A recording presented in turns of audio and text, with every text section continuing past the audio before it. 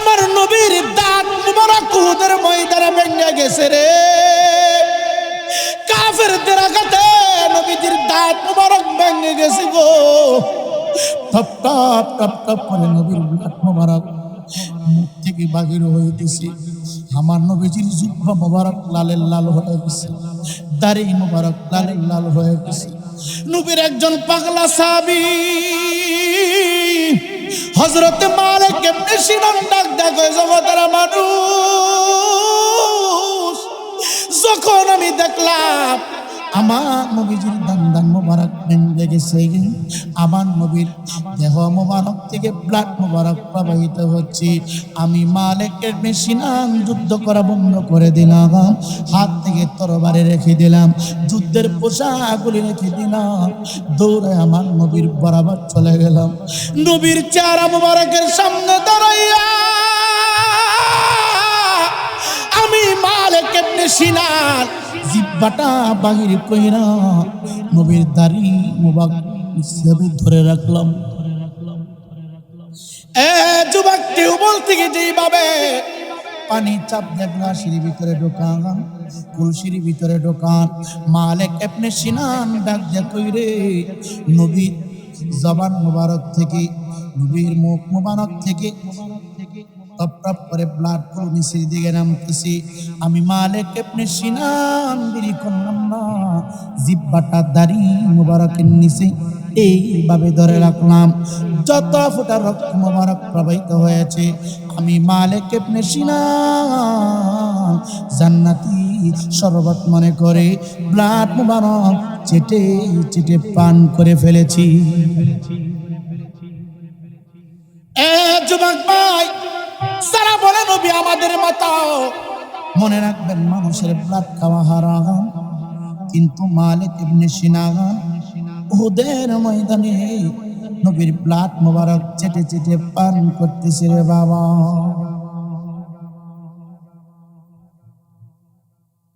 বলো না মদিনা মাটি রে, তুই যে বড় খাঁটি রে, বলয়া মদিনার মাটি রে, তুই যে বড় খাঁটি রে, আমার নবীর কারণে তুমি ছিলে ইয়াসরিব গিয়াসন খুদার হাবিব, তুমি ছিলে ইয়াসরিব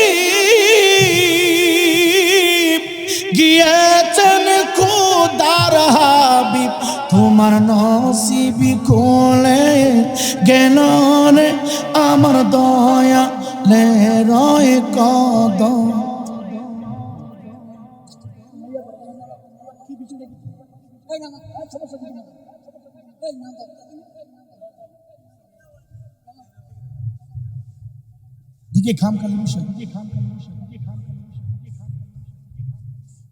আপনারা কি রাগ করতেছেন? এই যে আমি কথাগুলো বলতেছি, আমি বলতেছি না, আল্লাহ বলাই গেছে। এই কথা কর না, সবাই তো আমার চাইতে এখানে সম্মানের মানুষ, আমার অনেক চাইতে বয়সী মুরব্বীরা সবাই পড়েন। ও মদিনার মাটি তুই যে বড় খাঁটি রে, বললো মদিনার মাটি তুই যে আহা আমার নবীর কারণে, বললো আমার নবীর কারণে, ওই মাটি তো মাটি নয়, শুনো তাহার পরিচয়, ওই মাটি তো মাটি নয়, শুনো তাহার পরিচয়, আল্লাহর আরশ হইতে খাটি রে, বলছে পাক জবানেতে, মাওলার আরশ হইতে খাটি রে, বলছে পাক জবানেতে, আমার নবীর কারণে বলয় মদিনার মাটি রে তুই যে বড় খাঁটি রে বলয় মদিনার মাটি রে তুই যে বড় খাঁটি রে আমার নবীর কারণে ওই মাটি তাবিজে ভরে রাখিবে যারা গলাই ভরে ওই মাটি তাবিজে ভরে রাখিবে যারা গলাই বেদে মোহরণে তার বই নাই রে বংশে পাকা দিছেতে বাবা মোহরণে তার বই নাই রে বংশে পাকা দিছেতে আমার নবীর কারণে বলয় মদিনার মাটি রে তুই যে বড় খাঁটি রে বাবা মদিনার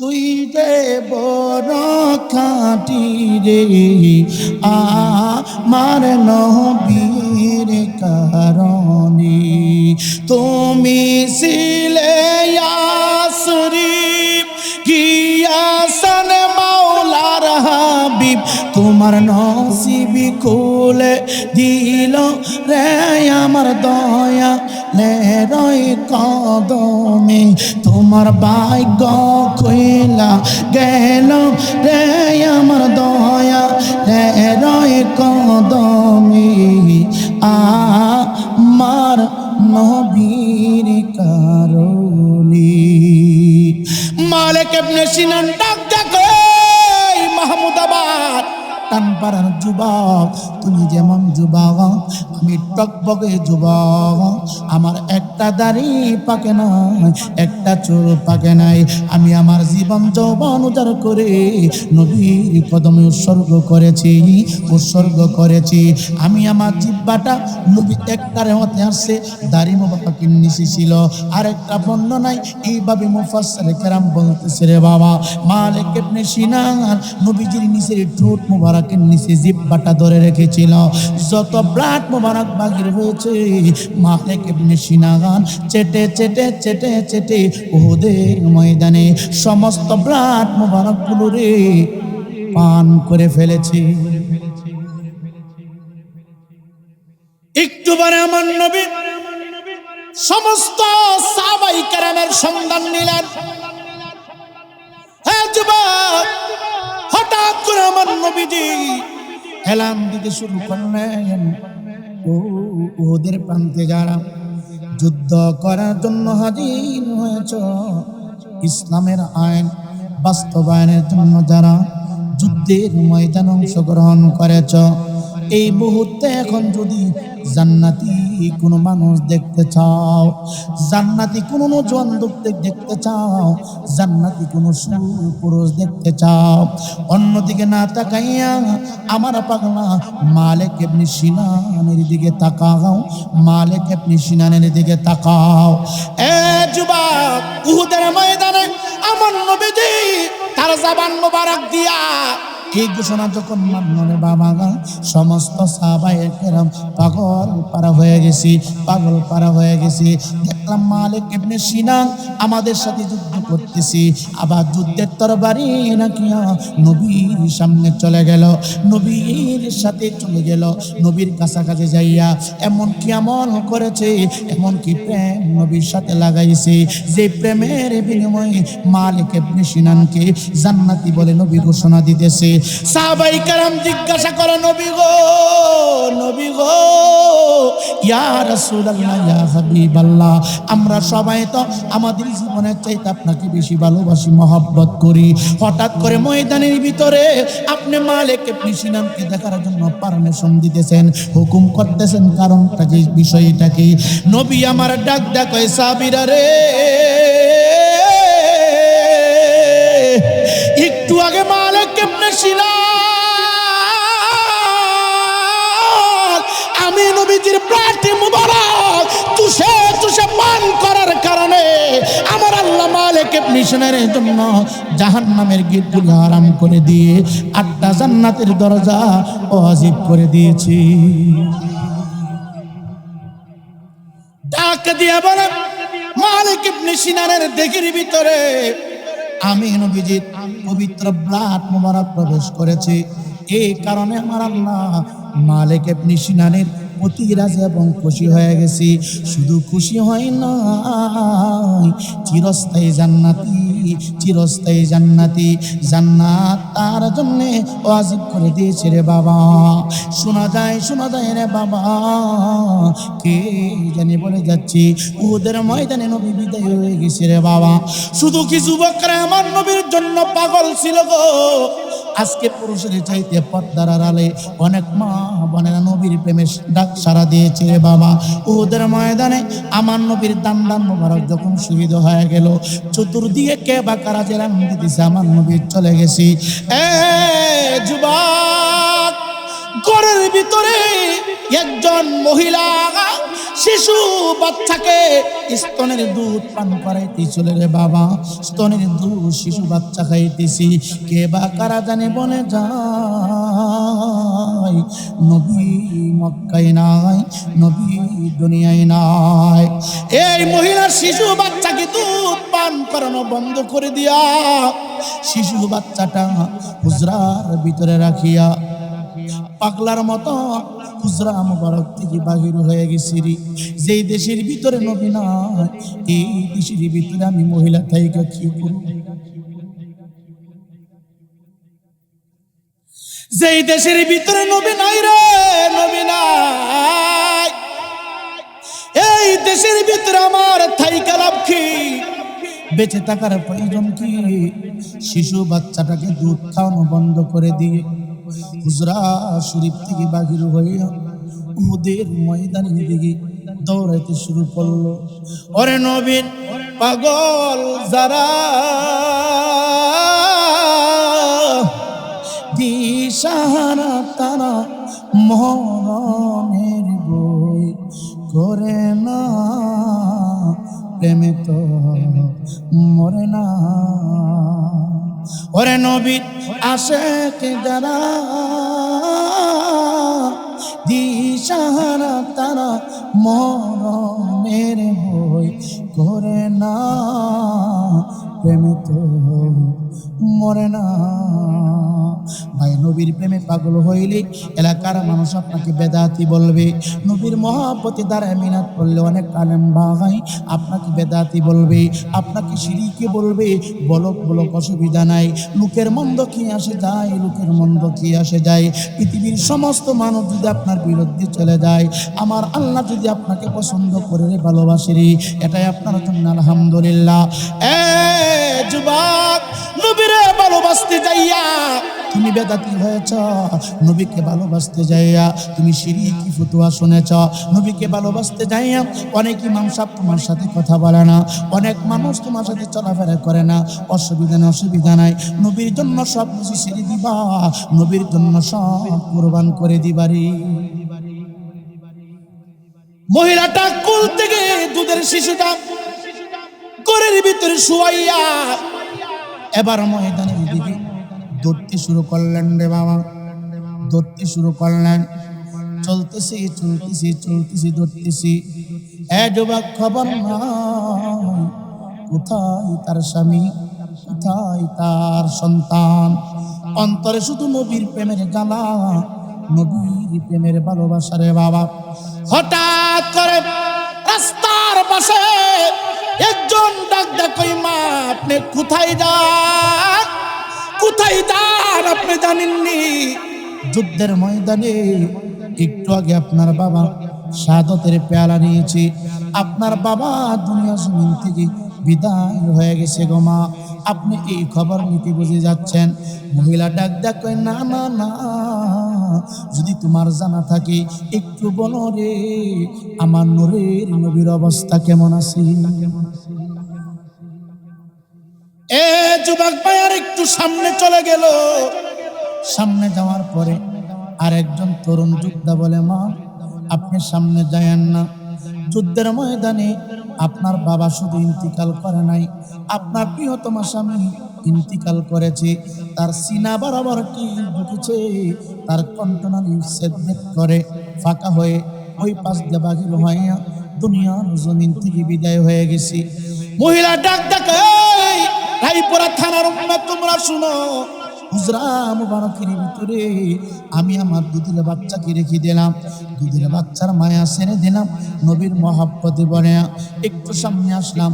বাবার মৃত্যুর কথা শুনেছি, বাবার মৃত্যু হয়েছে, আমার অন্তরে যারা পরিমাণ কোনো কষ্ট নাই। একটু সামনে গেলাম, স্বামীর মৃত্যু এলাম শুনলাম, আমার অন্তরে কোনো যারা পরিমাণ কষ্ট নাই। ডাক ডাক মা গো মা, আপনার স্বামী চলে গেছি, আপনার বাবা চলে গেছি, এই খবর নেওয়ার জন্য বুঝে আসছেন। মহিলা ডাক ডাক বাবার খবর পরে বলো, স্বামীর খবর পরে বলো, যদি জানা থাকে বলো রে, বলো রে আমার জান, আমার ঈমান রহমতের নবীর অবস্থা কেমন আছে? এ যুবক ভাই, কেউ বলতে পারে না উহুদের ময়দানে আমার নবীর অবস্থা কেমন, কেউ বলতে পারে না, কারণ উহুদের ময়দানটা বড় বিপর্য ছিল, মুসলমানের জন্য কঠিন ছিল রে বাবা। যুবক ভাই, যুবক ভাই, ইসলামটা এমনিতে এমনিতে আসে নাই। আজকে যা ইচ্ছা তা করি, যেভাবে ইচ্ছা সেইভাবে চলি রে বাবা। মহিলাটার একটু সামনে গেল, যাওয়ার পরে এমন একজন বৃদ্ধা মানুষ, দাড়িগুলো পেকে গেছে রে বাবা, গায়ের চামড়া খসখসা হয়ে গেছে, মাথার উপরে পাগড়ি পরা, হাতের মধ্যে রাটি রাখা, ঢাকা দিয়া কয় মা, উহুদের ময়দানের অবস্থা বেশি ভালো না গো মা, আপনি যায়েন না, যায়েন না, আপনার বাবা ইন্তিকাল করেছে, আপনার স্বামী শাহাদতের পেয়ালা নিয়েছে, এমনকি আপনার কলিজার টুকরা বড় সন্তানকে স্বামীর সাথে দিয়েছিলেন যুদ্ধের ময়দানে অংশগ্রহণের জন্য, আপনার সন্তান পর্যন্ত দুনিয়ার জমিন থেকে বিদায় হয়ে গেছি। চিন্তা করবেন কথার গভীরতা কত। বাড়িতে যদি কেউ মৃত্যুবরণ করে অন্তর খারাপ হয়ে যায়, চোখ থেকে পানি বাহির হয়। আওলাদের ভিতরে কেউ যদি মৃত্যুবরণ করে পাগল পারা হয়ে যায়। আর বাবা মারা গেল, স্বামী মারা গেল, নিজের উপযুক্ত সন্তান মারা গেল, বাবার মৃত্যুর সংবাদ শুনলেন, স্বামীর মৃত্যুর সংবাদ শুনলেন, সন্তানের মৃত্যুর খবর শুনল, তারপরে ওরে দিলটা একটু কষ্ট নিল না, মনটা খারাপ হইল না। তৃতীয়বার যে মাত্র বারবার এই কথা বলে, মহিলা একটা ধমক নিয়ে কয়, আমি ঘরের ভিতরে আমার নবজাত শিশু দুধের বাচ্চা রেখে আসছি, আমি আমার বাবার মৃত্যুর এলাম শোনার জন্য না, স্বামীর মৃত্যুর এলাম শোনার জন্য না, সন্তানের এলাম শোনার জন্য না। তোমরা যদি জানা, তোমাদের জানা থাকলে, তোমরা যদি বুঝো রে, জানো রে, আমার নবী কেমন আছে তুমি বলো, আমার নবী কেমন আছে তুমি বলো। বিদ্যা লোকটা ডাক ডাক মা, আমার নবী বেশি ভালো না, আমার নবীজির দান দান মুবারক শহীদ হয়েছে, আমার নবী দান মুবারক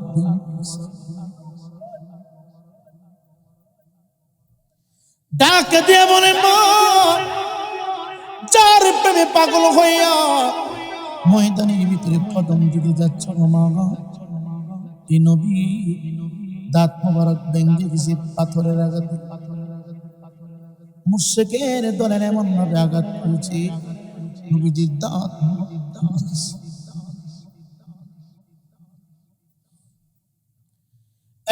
প্রাণের যুবক, এই পাগলি নবীর প্রেমে দেওয়ানা, নবীর জন্য পাগল পারা রে বাবা, নবীর জন্য পাগল পারা। নবী আসুন একটু সামনে, জন্মের মতো দেখা নয় আপনাকে, নবী আসুন একটু সামনে, জন্মের মতো দেখা নয় আপনাকে, আপনায় আমরা ভালোবাসি, মন্দ বলে পারাপড়শি, বলক বলক মন্দ বলক সারব না কদম, জীবন গেলে জন্মের মতো দেখা নয় আপনাকে নবী, আসলে একটু স্বপ্নে জন্মের মতো দেখা নয় আপনাকে। যুবক মহিলাটা হাউ মাউ করে কাঁদতে শুরু করলো, তারপরও দিলের ভিতরে একটু শান্তি পেল রে, কারণ হুজরা মুবারক থেকে শুনতে পেয়েছি নবী উহুদের ময়দানে শাহাদাত বরণ করেছি, দুনিয়ার জমিন থেকে বিদায় হয়ে গেছে। নবীজি তো জীবিত আছে, একটু শান্তি পাইল, একটু ঠান্ডা হয়ে গেল। চিন্তা করবেন কত গভীরের প্রেম থাকলে মনে হয়।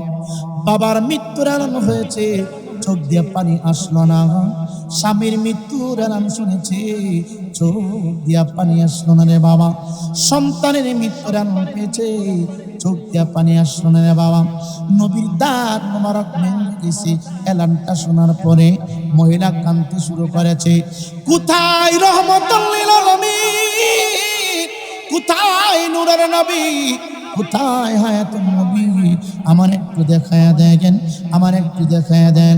যতক্ষণ পর্যন্ত আমি আমার দুইটা চক্ষু দিয়া আমার হায়াতুন নবী নূরের নবীর চেহারা মোবারক না দেখব, ততক্ষণ পর্যন্ত আমার কলিজা ঠান্ডা হবে না গে।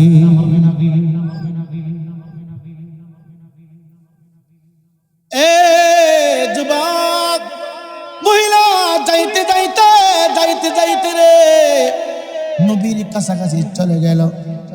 আমার নবী বসে আছে রে বাবা, আমার নবী একটু অসুস্থ বোধ করতেছি। ডাক দেখো ইয়া রাসূলুল্লাহ, ইয়া হাবিবাল্লাহ, আপনি কেমন আছেন? আপনি সুস্থ আছেন?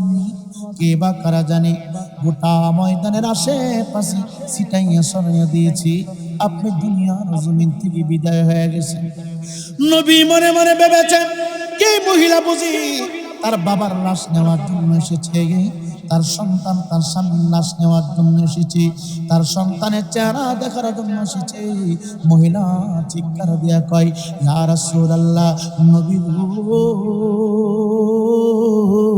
ইয়া রাসূলুল্লাহ, ইয়া হাবিবাল্লাহ, মায়ের নবীজি, সংবাদ যখন শুনলাম আপনি উহুদের ময়দানে শহীদ হয়েছেন, আপনি শাহাদাত বরণ করেছেন। ইয়া রাসূলুল্লাহ, কোলের মধ্যে আমার দুধের শিশু আমি ঘরের ভিতরে রেখে দিলাম। হুজরা থেকে বাহির হইয়া একটু সামনে যখন আগাইলাম, একজন বলে আমার বাবা মারা গেছে। আমি শুনলাম না, আমি জিজ্ঞাসা করলাম, বলো আমার নবী কেমন আছে? আর একটু সামনে অগ্রসর হইলাম, উনি বলে আমার স্বামী মারা গেছে। আমি কর্ণপাত করলাম না, আমি জিজ্ঞাসা করলাম, বলো আমার নবী কেমন আছে? আর একটু সামনে হাজির হওয়ার পরে গো শুনলাম আমার সন্তান বিদায় হয়ে গেছে। আমি কানের ভিতরে নিলাম না, যারা পরিমাণ কোনো কষ্ট পাইলাম না। আমি তারেও জিজ্ঞাসা করলাম, বলো আমার নবী কেমন আছি? কেউ বলে না, কেউ বলে না। একটু বলে একজন বৃদ্ধা মানুষ বলেছে, আপনি জীবিত আছেন, আপনার দান্দান মোবারক শহীদ হয়েছে। ইয়া রাসূলুল্লাহ, আল্লাহর কসম, ময়দানে উহুদে আমার বাবা মারা গেছে, আমার অন্তরে কোনো দুঃখ নাই, কোনো কষ্ট নাই, কারণ আমি আমার বাবার চাইতে আপনাকে বেশি ভালোবাসি। চিৎকার দিয়ে কি আল্লাহু আকবার বলা যাবে না?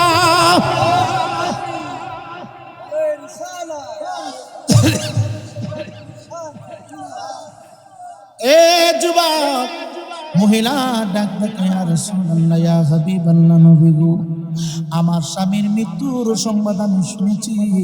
আল্লাহর কসম করে বলে আমার অন্তরে যারা পরিমাণ কোনো কষ্ট লাগে না গো নবীজি, কারণ আমি আমার স্বামীর চাইতে আপনাকে বেশি মহব্বত করে ভালোবাসি। ডাক দে বলে, ইয়া রাসূলুল্লাহ, নবী গো, নবী গো, আল্লাহর কসম করে বলি আপনি তো বলেছেন, লা ইউমিনু আহাদুকুম হাত্তা আকুনা আহাব্বা ইলাইহি মিন ওয়ালিদিহি ওয়া ওয়ালাদিহি ওয়ান নাসি আজমাইন।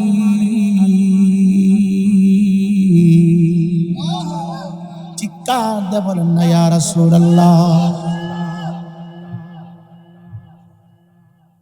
নবী মোর পরশমণি, নবী মোর সোনার খনি, নবী নামে জপে যে সেই তো দুজা হানের দনি।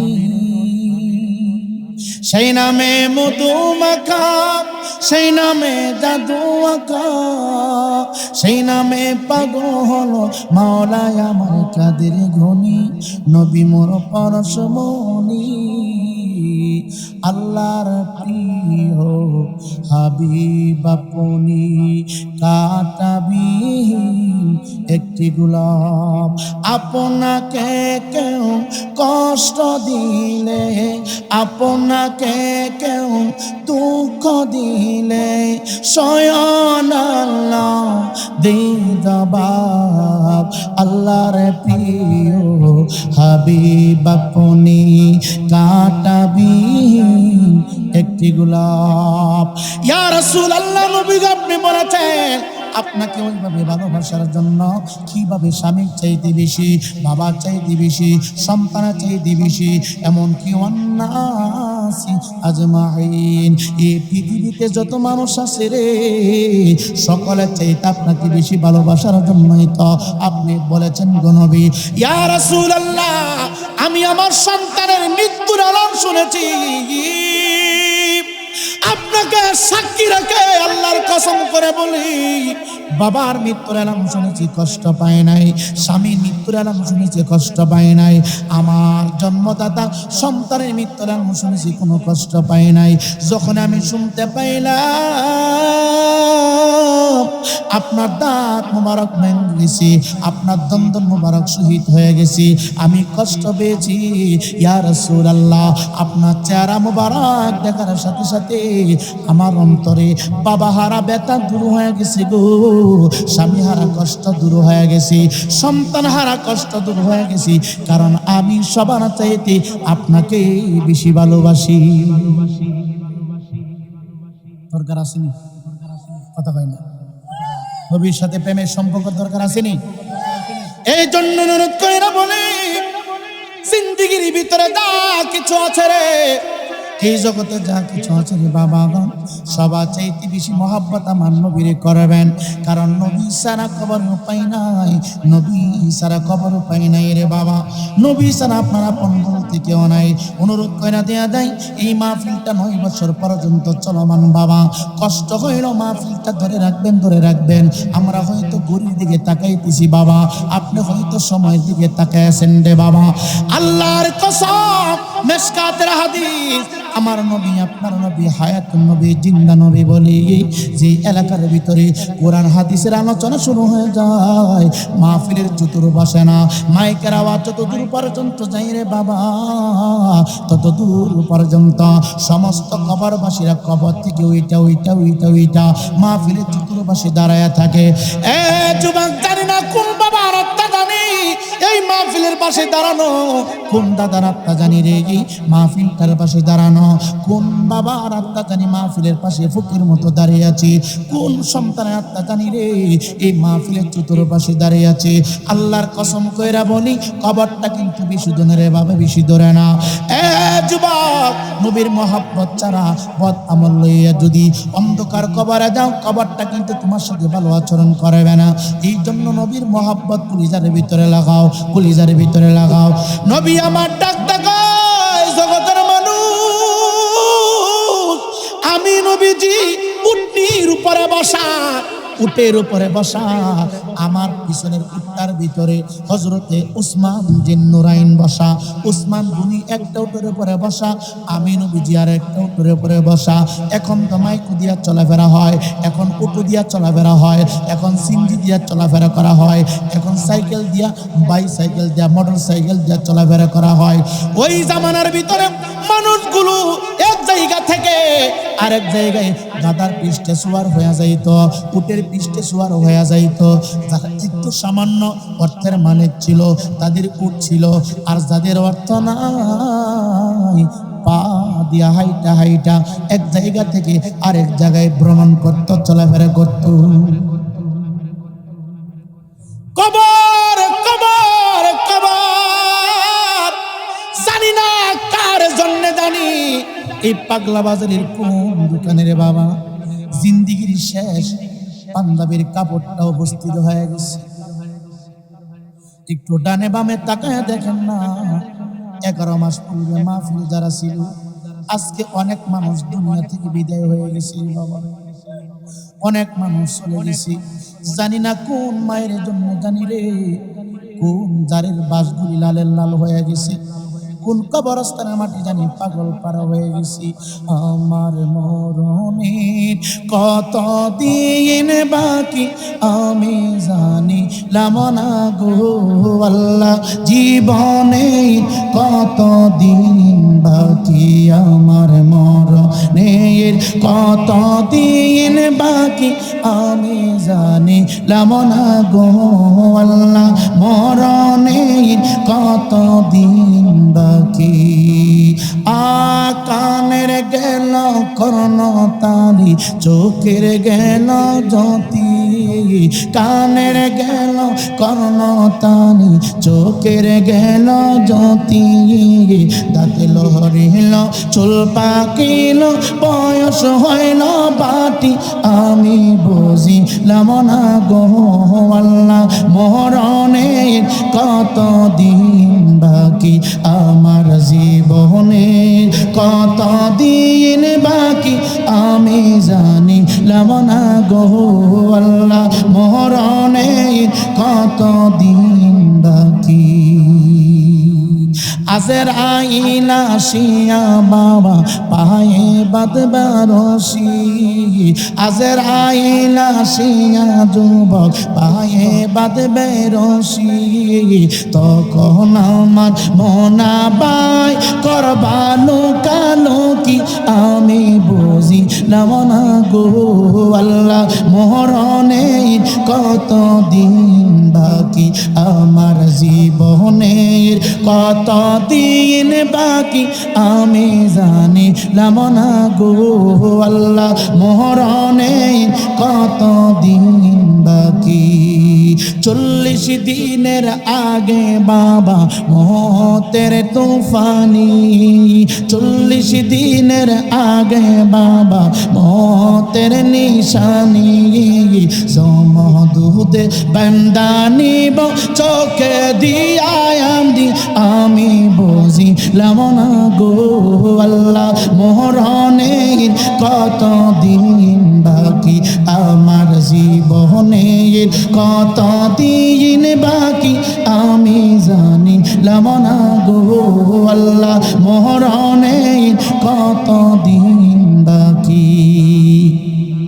হায়াত হইল হাতে বাইরে মওত লেখা পায়ে, হায়াত হইল হাতে বাইরে মওত লেখা পায়ে, যেখানে যার মরণ লেখা সেখানে সেই মরে, আমি বুঝিলাম না গো আল্লাহ, জীবনে কত দিন বাকি আমার আর মরণের কত দিন বাকি আমি জানিলাম না গো আল্লাহ, মরণের কত দিন বাকি। এ যুবক আর কয়েকটা মিনিট সময় দাও, নবী আমার ডাক ডাকাই কবর কবর, এই মাহফিলের ডানে বামে অনেক কবর আছে রে, পৃথিবীর সমস্ত খবর আমরা নিতে পারি বাবা। কত জায়গায় গেলাম যে বাবা, বাংলাদেশের তেতনা থেকে তেতুলিয়া, রূপসা থেকে পাথরিয়া, এমন কোন জেলা বাকি নাই অজ মাহফিল হই না রে বাবা, এমন কোন জেলা বাকি নাই ভ্রমণ করি নাই রে বাবা। বাবা মাহফিল শেষ হইয়া যায়, হায়াত আছে বিদায় মাদ্রাসা আসতে পারে, বাসায় আসতে পারে, জানি না রে বাবা। আমি রায়পুরীর আলোচনা হয়তো জিন্দিগির শেষ আলোচনা কারো কারোর জন্য হয়ে যেতে পারে, কার জন্য জানি রে বাবা। মসজিদের পালকিটা তৈরি হয়ে গেছে, কবরের মাটি লাফালাফি শুরু করে দিয়েছে, নবী আমার ডাক দেখায়, আমি সামনের উটনির উপরে বসা, উসমান পিছনের উটনিতে বসা, একটু যাওয়ার পরে আমার উটনি চলাফেরা বন্ধ করে দিয়েছে, আর সামনে কদম বাড়াই না, সামনে কদম বাড়াই না। আমি উটনি শরীরে এভাবে পা দিয়া চাপ দিচ্ছি, আমার উটনি সামনে কদম বাড়ায় না। আমার উটনি চোখ থেকে রে ফুটা ফুটা পানি জমিনটার উপরে পড়তেছে। জমিন ফাঁকা হয়ে গেল, উটনির দুইটা পা জমিনটার ভিতরে ডাবায় দিল। নবী বুঝতে আর বাকি নাই সামনে কোনো সমস্যা হইতে আছে, এই জন্য উটনি এইভাবে পা দুইটা ডাবায় দিছে, এই জন্য ও আর সামনের দিকে যায় না রে। এ মাহমুদ আমাদের টান পাড়ার আব্বা, দুনিয়াটা কয়দিন, আজ আছি কাল নাই, আজ এখানে কাল এমন হইতে পারে কবরে। হে যুবক ভাই, কোথায় তোমার বিল্ডিং, কোথায় তোমার ব্যবসা, কোথায় তোমার চাকরি, কোথায় তোমার কোটি কোটি টাকা, সব আগের মতো চলমান, শুধু তুমি থাকবা না। তোমার গায়ে রে 3 টুকরা কাপড় লাগাইয়া আপন মানুষগুলো তোমার জঙ্গলার ভিতরে রেখে দিবি। একটা মানুষ নাই বুঝার মতো, চিন্তা করার মতো, আমার বাবা, আমার ভাই, আমার মা কেমনে একা একা থাকবি, এই চিন্তা করার মতো একজন দরদি কেউ নাই।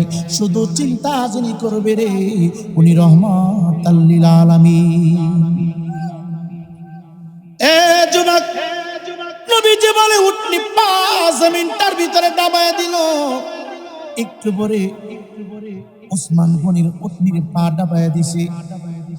উট আমার সাথে কথা বলতে শুরু করলো, ঢাকা দিয়া কই, নবী গো, বেয়াদব ভাববেন না, হয়তো চলতে পারি না, বেয়াদবি করে ফেলেছি গো নবীজি। ইয়া রাসূলুল্লাহ, ইয়া হাবিবাল্লাহ, আমি আমার 2টা পা জমিনটার ভিতরে কেন ডাবায় দিলাম গো নবীজি? একটাই কারণ, আমি উটনি দেখতেছি সামনে কবরের ভিতরে আযাব চলছে গো নবীজি। এমন ভাবে চিৎকার দিচ্ছে, এমন ভাবে আওয়াজ করতেছি, ওই কান্নার আওয়াজ শুনিয়া আমি উটনি চলার শক্তি হারিয়ে ফেলেছি। আমার নবী তাকে দেখে কবরের ভিতরে জাহান্নামের ফেরেশতারা এমন ভাবে তারে আঘাত করতেছে রে বাবা, কবরের মাটিগুলো এমন ভাবে তারে চাপ মাইরা ধরছে। ইমানদার মুসলমান বাবা, একা একা একা একা কেমনে তুমি কবরে থাকবা? এই কথাগুলো কেন বললাম? কবরবাসীদের স্মরণে মাহফিল, কবরবাসীরা বড় অসহায়। দুনিয়ার জমিনে কোথাও যদি কেউ বিপদে পড়ে যায় রে বাবা, হয়তো ভালো কোনো নেতা নেত্রীর সাথে সম্পর্ক থাকলে ফোনের মাধ্যমে বিপদ কাটা যায়, শেষ হয়ে যায়। বাজারে গিয়ে সমস্যা হইলে যে কোনো আত্মীয় স্বজন দেখা পাইলে সমস্যা সমাধান হয়ে যায়। কবর এমন একটি জায়গা, এমন একটি ঘর, এমন একটি বাজার, ওই কবরের ভিতরে আমি যদি বিপদে পড়ে যাই, রায়পুরার থানার কোন নেতা আমাকে উদ্ধার করবে না রে বাবা, বাংলাদেশের কোনো মানুষ আমার উদ্ধার করবে না, পৃথিবীর কোনো মানুষ আমার উদ্ধার করবে না। আমাকে উদ্ধার হতে হবে ঈমান আর আমল দিয়া রে। এ যুবক, এই জন্য বলি, দিন থাকতে দিনের সাধন করো। দিন থাকতে তুমি চিন্তা করে রে বাবা, পরের জায়গা পরের জমি, পরের জায়গা পরের জমি, ঘর বানায় আমি রই, আমরা তো সেই ঘরের মালিক নই। সে ঘরে খানা যার জমিদারি,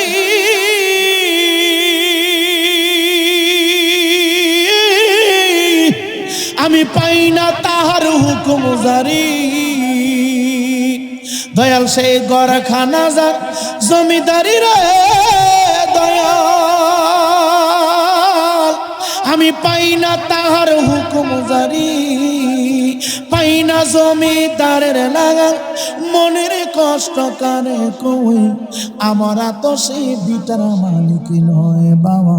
পরের জায়গা পরের জমি, পরের জায়গা পরের জমি, করা বানায় আমি রই, আমরা তো সেই বাড়ির মালিক নই। জমিদারির ইচ্ছে মতো দেই না জমি সার, তাই তো ফসিল ফলে না রে দুঃখ বারো মার। জমিদারির ইচ্ছে মতো হয় না জমি নিশান, তাই তো ফুসিল ফলে না রে কষ্ট বার আমার। আমি খাজানা পাতি সবই দিলাম,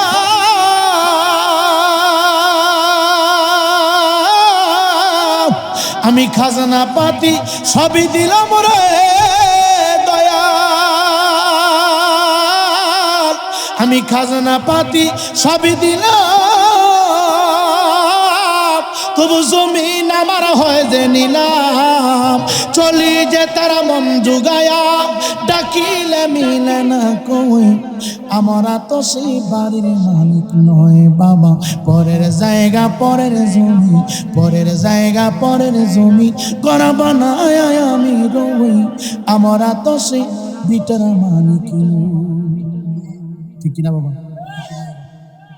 নবী আমার তাকায় দেখলেন কবরের দুই পাশের মাটি বারবার বারবার চাপ দিচ্ছে রে বাবা। আমার নবী বলে, ওসমান মাটির পিছনে থেকে তুমি নেমে যাও। কি করবো ইয়া রাসূলুল্লাহ? হঠাৎ করে আপনার চলন্ত জমিনটার ভিতরে পা ডাবায় দিচ্ছে নবী। আপনার চলন্ত উটের গতি কমে গেছে, তার কারণটা কি, বিষয়টা কি? নবী আমার ডাক দিয়ে কই, ওসমান আমি নবী যাহা দেখি রে, তুমি ওসমান তাহা দেখো না। আমি নবী যাহা শুনি রে, তুমি ওসমান তাহা শোনা না। আমি নবীজি তাকা দেখি সামনের কবরের ভিতরে আযাব চলে, আযাব। ওই কষ্টের আওয়াজ শুনিয়া আমার উটনি চলার শক্তি হারিয়ে ফেলেছে। এই ওসমান, তুমি কালামে হাকিম তেলাওয়াত করো। কালামে হাকিম তেলাওয়াত করতে শুরু হইল। যুবক ভাই হযরত ওসমান গনি জিন্নুরাইন সূরাতুল ফাতিহা তেলাওয়াত করলেন, বরকতপূর্ণ কয়েকটা সূরা তেলাওয়াত করলেন। এই জন্য আমি আমার মাহমুদাবাদ টানপাড়ার বাবাকে বলবো, মির্জাপুরের বাবাকে বলবো, নীলকুঠি মুসাফরের আব্বাকে বলবো, মাঝে মাঝে ফজরের নামাজ পড়ে হোক, জোহরের পরে হোক, আসরের পরে হোক, অথবা এক সপ্তাহ পরে হোক, মাঝে মাঝে কবর জিয়ারত করবেন বাবা, কবর জিয়ারত করবেন। আলেমের প্রয়োজন নাই, ইমামের প্রয়োজন নাই, নিজের বাবার কবর নিজে কবর জিয়ারত করবেন। আপনি একা একা চইনা যাইবেন, যদি পারেন উযু করে দাঁড়ায়া যাবেন, সূরাতুল ফাতিহা তেলাওয়াত করবেন, সূরা ইখলাস, কুল হুয়াল্লাহ সূরা 3 বার তেলাওয়াত করবেন। নবী আমার ডাক দেখো, উম্মত এই সূরার ভিতরে আমার উম্মতের জন্য এমন বরকত রেখেছি। আমার নবী জানে সবাই কোরআনে কারীমের সাথে সম্পর্ক রাখবে না। আমার নবী জানে রে সবাই কোরআনে কারীম তেলাওয়াত করতে পারবে না। আমি হাফিজুল কোরআন, এই যুবক ভাই 8-9 ঘন্টা তেলাওয়াত করলে শেষ হয়ে যাবে রে বাবা। আর আপনি যদি কোরআনুল কারীম খতম দিতে চান, আপনার 3 থেকে 4 দিনের প্রয়োজন লাগবে। আমার নবী জানতেন আমার কিছু উম্মত কোরআন থেকে দূরে থাকবে, এই জন্য সহজ পদ্ধতি নবী আমার ডাক দিয়ে বলে রে, আমি আমির হোসেন রায় পড়ি, গোটা কোরআন তেলাওয়াত করলে যেই পরিমাণ সওয়াব পাবো রে বাবা, আমার নবীর কোনো উম্মত মহব্বত করিয়া কুল হুয়াল্লাহু আহাদ আল্লাহুস সামাদ এই সূরাটা যদি 3 বার তেলাওয়াত রে, গোটা কোরআন তেলাওয়াত করার সওয়াব হয়ে যাবে। এ যুবক ভাইয়ের জন্য বাবার কবরের পাশে দাঁড়াইয়া, মার কবরের পাশে দাঁড়াইয়া, দাদার কবরস্থানের পাশে দাঁড়াইয়া, আপনার আত্মীয় স্বজনের কবরস্থানের পাশে দাঁড়াইয়া সূরাতুল ফাতিহা তেলাওয়াত করবেন, সূরা ইখলাস তেলাওয়াত করবেন। বলবেন, ও হুজুর কোনো কিছু পারি না, সূরা একটা পারি না, সূরাতুল ফাতিহা পারি না, ইখলাস পারি না, কোন সূরাই তো পারি না, কি পড়ব? অসুবিধা নাই, অসুবিধা নাই, একটু আওয়াজ দিয়ে বলেন। অন্তরের খবর আমার আল্লাহ জানে কি জানে না। শুধু কবরস্থানে বসে দাঁড়াইয়া হাত দুইটা উঠে বলবেন, আল্লাহ এই কবরের ভিতরে আমার মা আছে, বাবা আছে, আত্মীয় আছে, স্বজন আছে, তাদেরকে তুমি মাফ করে দাও। খোদার কসম করে বলি রে বান্না, আমার আল্লাহ কয় রব্বির হামহুমা কামা রব্বায়ানি সগীরা। সন্তান যদি মা বাবার লাশের পাশে দাঁড়াইয়া, আত্মীয়র কবরস্থানের পাশে দাঁড়াইয়া হাত বাড়াইয়া কান্দা শুরু করে, কান্নার পানি চোখের ডগার নাকের ডগায় আসার আগে আমার আল্লাহ কবরের আযাব বন্ধ করে দেন। নবী কয় উসমান তেলাওয়াত কর। হযরত উসমান গনি তেলাওয়াত করতে শুরু করলো। সূরা ফাতিহা তেলাওয়াত করলো, বরকতপূর্ণ কিছু আয়াতে কারিমা তেলাওয়াত করার পরে আমার নবী জিহাদ তুইলা দোয়া করলেন। আমার নবী কবরস্থানের পাশে দাঁড়াইয়া হাত তুলতে দিলে কইছে রে বাবা, নবীর দুয়ার বরকত দিয়া গোটা কবরবাসী আযাব আমার আল্লাহ বন্ধ করে দিয়েছি। এই জন্য কবর জিয়ারত করবেন। রাজি আছেন তো?